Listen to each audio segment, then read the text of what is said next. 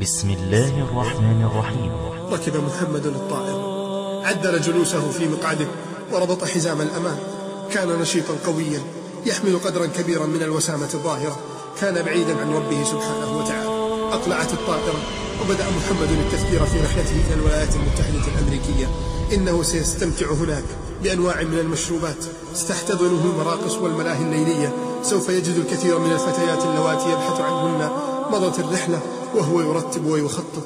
لم يدر بباله لحظة أن الذي أعطاه القوة والشباب قد يحرمه منهما في أي لحظة. وصل إلى أمريكا واستأجر شقة وضع فيها أمتعته، وبدأت الجولات. سهر بالليل حتى الصباح ونوم حتى المغرب. طرق الأذان سمعه في أكثر من مرة، في أكثر من زاوية لأقليات المسلمين هناك، لكنه لم يفكر أن هذا النداء له هو لأنه مسلم. أنفق الكثير من المال، سكر حتى ما عاد يدرك شيئا من حوله. قال محمد: مضت حياتي على هذا المنوال حتى جاءت تلك الليلة. دخلت إلى ذلك الملهى الليلي، كان مليئا بالفتيات الجميلات. طلبت كأسا وبدأت أرتشف. كنت أعلم أن الله سبحانه حرم الخمر، لكن شهوتي وغروري وحلم ربي كانوا قد أنسوني كل شيء. من بعيد نظرت إلي تلك الفاتنة واقتربت. كانت نظراتها تحمل الحب والغرام. اقتربت أكثر ثم مدت كفها ورمت بجسدها في حضني. صحيح أنني قد عصيت الله كثيرا، لكن شعوري في تلك اللحظة كان مختلفا عن كل مرة. كانت ملامحها تدل على أنها عربية، وفجأة تكلمت بلكنة عربية مكسرة. قالت: هل أنت عربي؟ قلت: نعم. قالت: وأنا كذلك، ومع الجنسية الأمريكية، وأنا مولودة هنا منذ زمان. سألتني: ما اسمك؟ قلت: محمد. قالت: أنا لا أحب هذا الاسم. قلت: لماذا؟ قالت: لأنني نصرانية.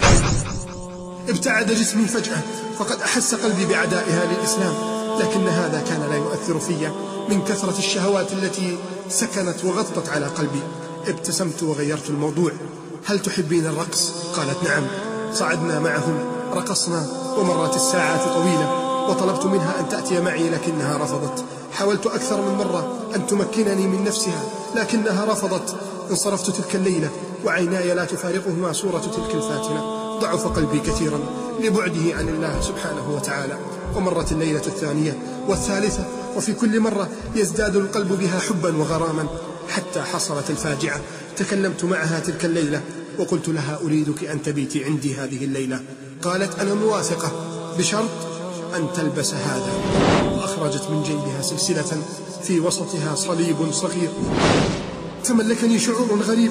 صحيح أنني عاص لله، صحيح أنني لا أصلي، صحيح أنني لم أرى والدي من شهور، لكنني مسلم، ولكن حبها فوق كل شيء.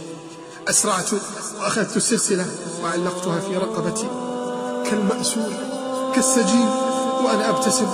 قالت بتعجب: واه، إنها جميلة عليك، هي هدية مني لك، لكن لا تقابلني إلا وأنت تلبسها. مرت الليالي مع تلك الفاتنة لذيذة جميلة، كان الشيطان يزينها لي. وفي ليلة رفضت المجيء معي، كنت في شدة شوقي إليها. حاولت أن أستعطفها، حاولت إغراءها بالمال. قالت: لا، بصراحة أريدك أن تصبح مسيحي. يا الله يا الله، وقعت كلماتها على قلبي كالصاعقة. قلت: مستحيل. قالت: وأنا أيضا مستحيل أن أرافقك بعد هذه الليلة. بدأ الشيطان يضحك علي، كان يقول: قل موافق فقط ولا يضرك، قل كفرت بالإسلام ولن يضرك شيء، فستريحك هذه الفتاة. ومضت تلك الليلة وجاء الغد، فإذا هي أكثر إغراء وجمالا. اقتربت مني حتى أصبح وجهها قريبا من وجهي، وقالت: يا قاسي، ألا تحس بالحب؟ ذوبتني تلك الكلمات حتى لقد كدت أسقط. قلت: بلى، وما الذي جعلني أتعذب وأتعلق بك؟ قالت: إذن ما الذي يمنعك من أن تتنصر؟ بل سأوافق على الزواج بك إذا تنصرت. هنا خارت عزيمتي، نسيت كل شيء. نسيت أن اسمي محمد، باسم رسول الله صلى الله عليه وسلم. نسيت والدي عندما كان يوقظني وأنا في الابتدائية لصلاة الفجر. نسيت والدتي التي كانت تدعو لي بالهداية حين أدخل إلى المنزل في ساعة متأخرة من الليل. نسيت نفسي، لقد أصبحت عبدا للحب والهوى. ذهبت معها وحلقت رأسي وتنصرت. دخلت الكنيسة لأول مرة، بكيت بدون شعور. كانت دموع الإيمان تهرب من عيني وأنا أدخل من باب الكنيسة. يا الله، هذا العمر الطويل أصبح كافرا، وجزائي ماذا سيكون؟ النار. أين خوفي من الله؟ أين حيائي؟ أين مجدي وعزي بديني؟ لقد مات كل شيء. رجعت بعدها إلى شقتي كالمجنون، كنت أتحسس رأسي الأصلع وأقول لنفسي: ماذا فعلت يا محمد؟ هل تركت دين محمد؟ بدأت أبكي كثيرا، أغلقت باب شقتي وأخذت أغرق في بحر من الدموع. جاء الشيطان ويقول: لا طريق للرجوع يا محمد، لا طريق للرجوع، لقد أصبحت الآن كافرا وستموت على الكفر وستدخل النار. تذكرت جدي عندما كان يؤذن للصلاة، تذكرت مصحفي الذي كان في غرفتي، تذكرت صديقا لي كان يكثر من نصيحتي ويقول: يا محمد احذر من سوء الخاتمة.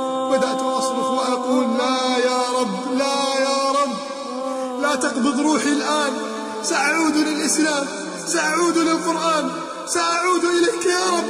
دخلت الحمام، ألقيت تلك السلسلة والصليب في المرحاض، اغتسلت وتطهرت وخرجت.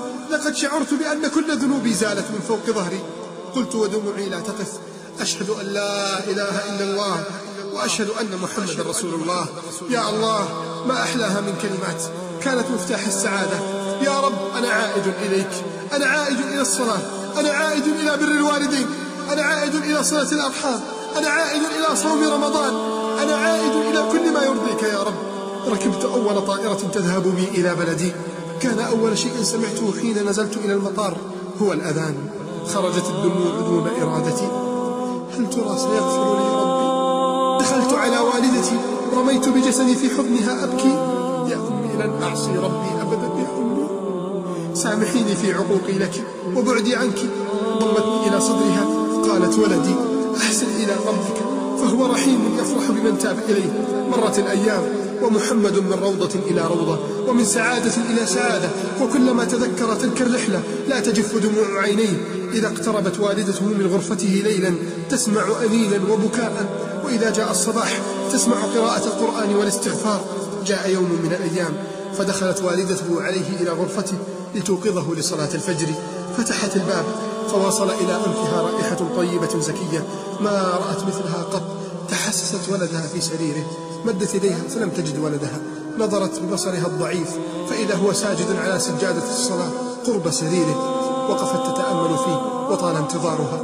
نادت: محمد ولدي. لم يرفع رأسه.